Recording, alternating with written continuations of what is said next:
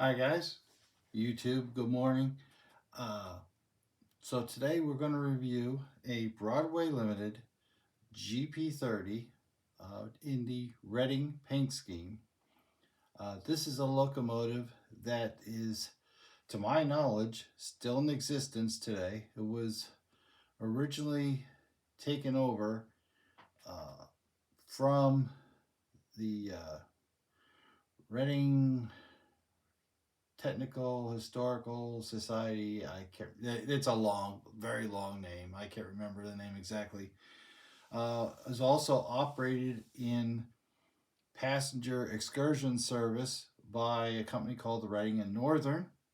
I don't know if they still do. I think they do. They're mostly concentrated on their steam power, but this was originally part of that excursion service when they started doing that.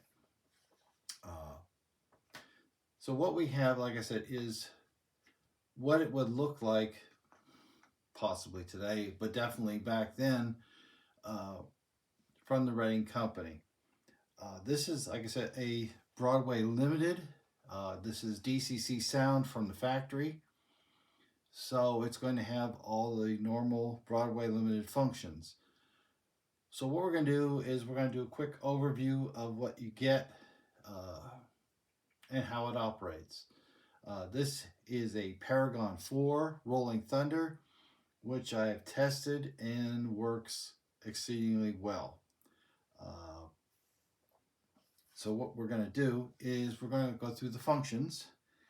And the first function is the extended startup, and it is quite lengthy. Now you can simply move the locomotive forward, either direction, and it will automatically come on, or you can do the extended startup, which is F9. So you get somebody walking in the gravel, going to the back, and opening doors, getting things started. It's probably one of the longer ones that I've heard from Broadway. So it's pretty extensive. I mean, you can just hear things and picture in your mind what's going on with this engineer. Okay.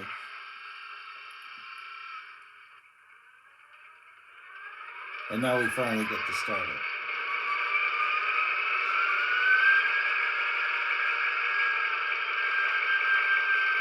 Okay, so that's the F9 startup. So what's automatically going to happen is the cab light will come on. Now this, like I said, Paragon 4, as far as I could see, all their locomotives, whether they're steam or diesel, the cab light will come on. Now, if I move this forward 3 or 4 speed steps, the cab light will automatically go off and will not come back on until it gets below 3 speed steps. Okay, that's in the 128 speed step mode. What it would be on the other ones, I don't know, because I don't run it that slow. Or that fast, whatever you want to call it. So let's take a quick look at the front. Let me just keep doing that. So, that's the back. How'd that go? Okay, I had them flipped. Oh, my bad. Okay, so here's the front. Okay, so automatically what's going to come on is the marker lights and the number boards. Now those are both lit on both ends, and they have something called Pro mode or Pro lighting mode. I think it's Pro mode, and you have individual controls whether you want those on or off or whatever. I find myself not using it because I really don't need it. But you can configure this in the Pro mode however you like. Okay. Like I said, I run it in the normal default mode all the time. So those are going to come on. So your headlight is the F0. Make sure it came on. I got right there. There we go. Okay, there we go. So now the headlight is lit, and it's pretty bright. Okay, and it's hooded in such a way as if you're looking at it from the side, you're going to say, "Well, that's pretty dim. It's not working at all," but it actually is. Okay, so it's doing its job very well. So that's the headlight. So here's the bell, and here's a horn.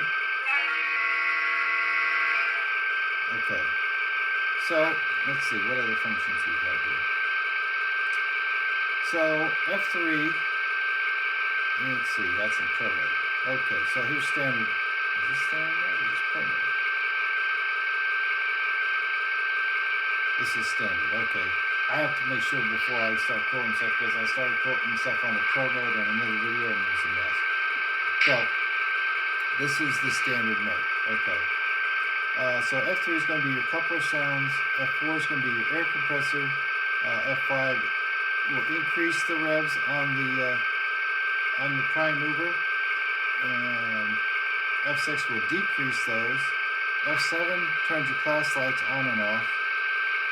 F8, which I find myself using a lot because you don't need the sound all the time. F8 will turn your sound on and off. Okay, so F9 we did, that's the master startup shutdown. F10 is going to be a radiator cooling fan. 11 is going to be fill your air lines. F12 is your brake set. F13 is a grade crossing. And I've said this in another video. Broadway is not consistent, okay, when it comes to a grade crossing because I get it. Some guys in the diesels will rush it at a crossing. Others will be further back. I mean, it's kind of a mixed bag, and especially when it comes between diesels and steam, they're all different. Okay, so you really have to know what you have and then mess with it and figure out where exactly how it falls. Okay, so that's that. I don't think. Okay, so we take that again. Let's look at the back here. I didn't do that. Okay, so here is the back of the locomotive. Again, you see the marker lights and the number boards. Okay, so there's your rear lights. Obviously, since this is, pre-merger, okay, when they went to Conrail, God rest their souls, there was no ditch lights. Okay, that wasn't a thing yet. So, obviously, there are no ditch lights. So, we're going to switch this back. And we're going to go, where are we going here? Right there. All right, so we'll go for that view. So that was the back. And let's see, great crossing. Okay, so now here's a bunch of sounds. And it's quite lengthy. And I'm not going to go through them all because, honestly, I've played them. And I think they're worthless. Okay, I'm not going to lie. Broadway Limited, yes, okay, they're there. They're if you play them once, that's fine. But that's the only sound that's on it is one thing. Okay. So you've got something called, let's see, that's just 14 station sounds. There is one thing that is said, and that's it. One phrase. Matter of fact, let's just play it. Oh, I got to take it off this first.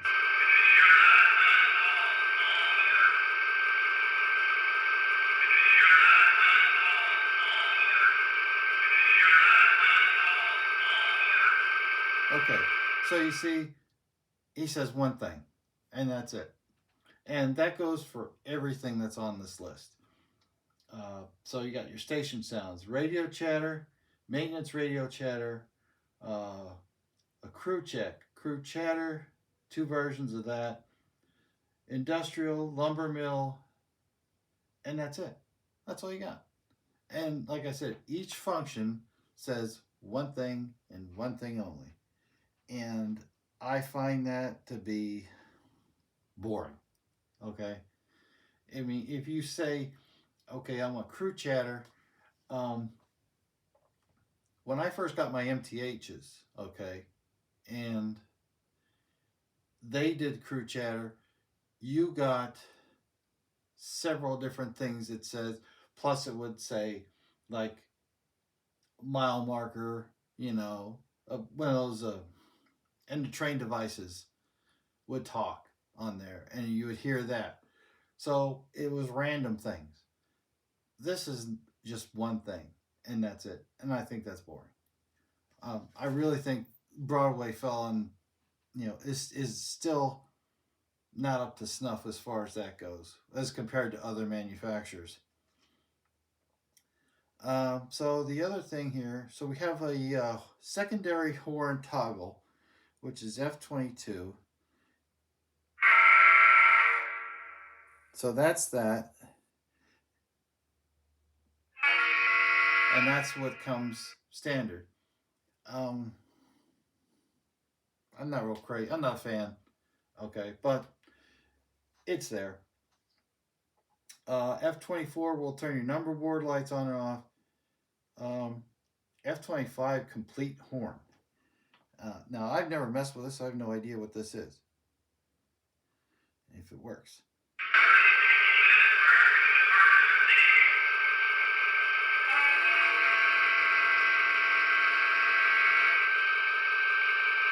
Okay.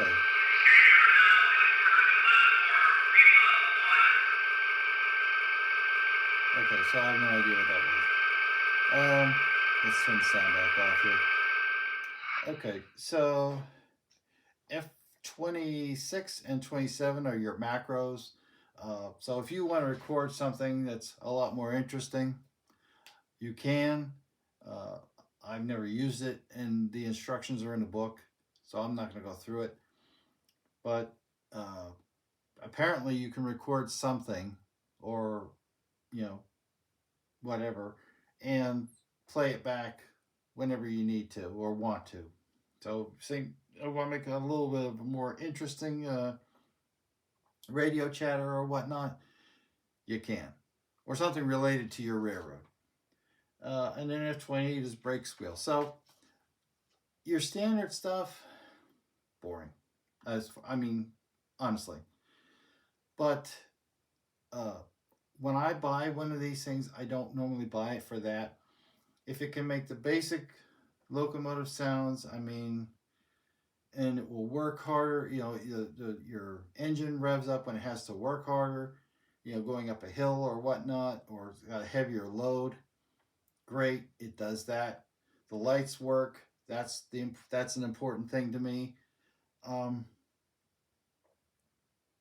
and like I said, the crossings if you want to use that function, you just have to figure out where you have to start. Start the horn. Aside from that, that's what you got. So I've ran this uh, for a while now, probably close to a month, and I have no issues with it. It rolls great. I mean, it should pull 25, 30 cars ish, and it does. Okay, so I mean, that's a lot. I mean, realistic in the real world, that's a lot for something like this. So, is it pulling more than it should? Possibly. Not knowing exactly what the real world would do, um, I would say you're probably in the right ballpark if you're pulling 20 cars ish, depending on the size. Let's say 40, 50 foot cars. Yeah, you're probably hitting the upper limit of what the real prototype would do. So being able to pull upwards of 30 is pretty good. Okay. And that's, like I said, that in my opinion is a high end of what the prototype would do. So that's it. Really, not much more to say about this. Would I recommend it? Absolutely. I mean, it's nothing wrong with it. It runs great. They didn't add smoke, which was kind of weird because I have had in the past and may soon have in the future the Broadway Limited, uh, like your road diesels, like your six axle, uh, the Gevos and such. They come with a smoke unit. Now, I thought that was kind of strange that this does not, because it's a Paragon 4. Could it have a smoke in it? I would think. I mean, if you pull the cover, you could probably see enough room for one, but they decided not to. So, for whatever reason, it doesn't. Um, I don't normally run a lot of smoke because I have a pretty confined space here, but the option would have been nice. Um, but I'm not going to take that away from Broadway. I knew what it was coming in, so that's it. I mean, I really don't have too many complaints about this one. I think it's a good diesel, a good model overall, and I would recommend it to anybody who's looking for one. So, with that said, we're going to end this video on a positive note, and I'm going to tell you to like, share, subscribe, and hope to see you again real soon. Take care.